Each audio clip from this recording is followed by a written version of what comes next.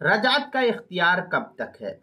चुनांचे तलाक़ रजई में रजात का इख्तियार सिर्फ और सिर्फ इद्दत यानी 3 माहवारी या वज़े हमल तक मौजूद है। इद्दत गुजरने से पहले पहले रजात ना की तो बीवी निकाह से निकल जाएगी। अब रजात का हुक्म नहीं, अब नए सिरे से नए महर पर उसको निकाह करना पड़ेगा।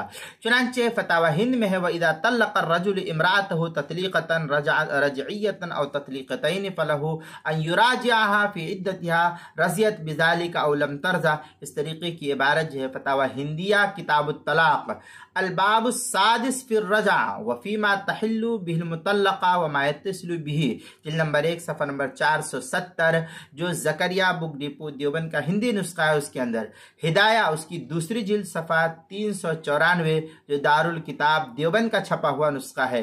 किताबुल मसाइल उसकी 5वीं जिल्द सफ़ा 114 पर भी इसको नकल किया गया, वहां भी देख सकते हैं।